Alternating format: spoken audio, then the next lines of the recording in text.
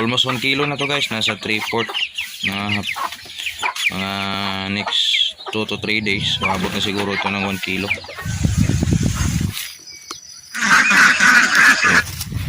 Dali lang. Napakasimple.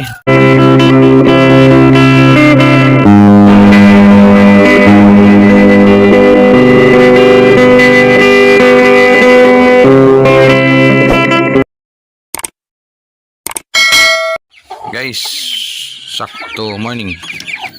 So ngayon, yung ipakita ko yung aking manok na 16 days old. So 16 days. So first time ko itong napakita na picture. Hindi ko pa nalilinisan ng masyado. 4 lang guys, yo. 4 na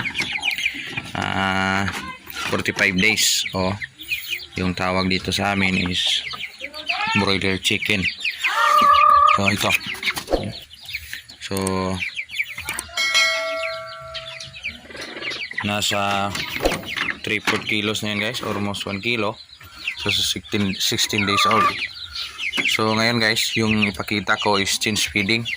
So gusto ko na yung palitan yung Integra 2000, yung kanyang chick booster into 3000. So dapat sa pagpapalit nito guys is hindi i-direct change feeding. So unti-unti ito pakita ko.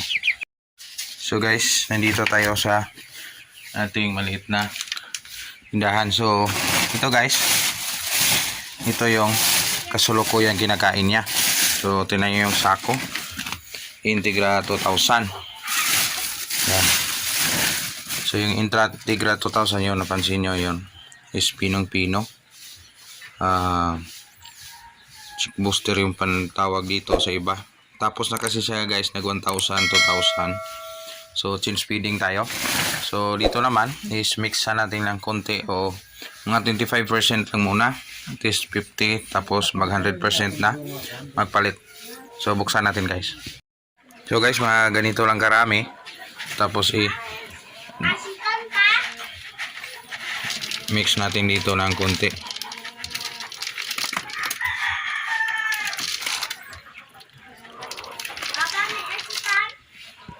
So ilalim yan guys is may 2,000 o yung Integra 2000. So lagyan natin ng 3,000 na konti. So yan. So balik na guys. So 25% na siguro yan. Ito. So ihalo natin ng mabuti guys. Ganito maghalo. I-close nyo yung tapos i-shake. Kasi yung change feeding ng pagkain guys is napakaselan sa alaga nating manok. Hindi i-direct na change feeding. So dahan-dahan. Ganito guys oh. So dalhin natin doon sa manok. Pakain natin yun. May 2,000 at saka 3,000. So guys, naghintay na yung ating mga alaga. So yan. Manibago sila nito kasi bago itong pakain. So yan, mix lang na mix. Nahalo na yung chick booster at saka 3,000. So yan guys, ito lang kainan niya. Yan, ilagay na natin kung kakain sila. So yan, takam na takam yung ating broiler chicken. So yan, may mga native din iba dito guys, pero hindi ko masyadong na kasi yung whole chicken ko, yung basilan sa baba yan. So busog na sila. So ito yung pinapakita ko para i-guide sa ating gustong mag-alaga din ito. So yan guys, naninibago sila.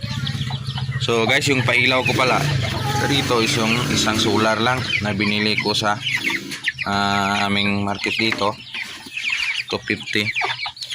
Ayan, 250 pesos dito sa amin yan. Solar yan.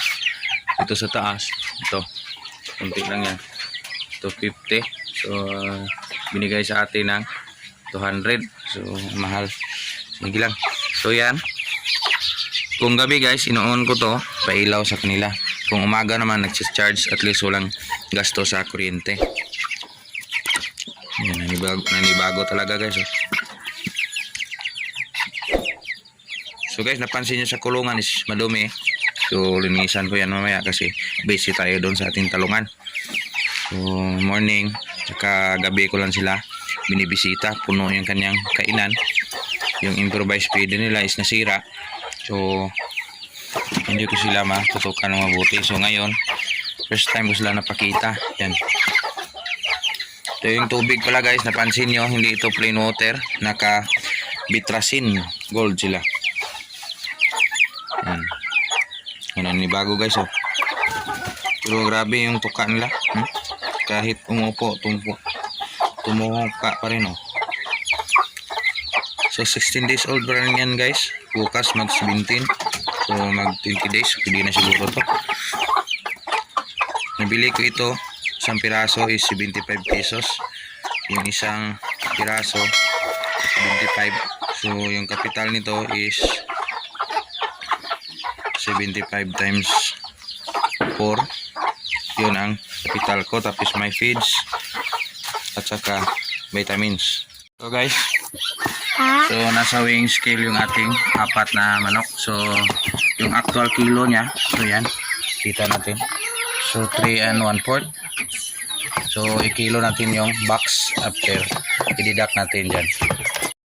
So guys, yung ating karton, excuse me, is 1/4 eksakto. So all in all guys, nasa 3 kilo yung apat na manok.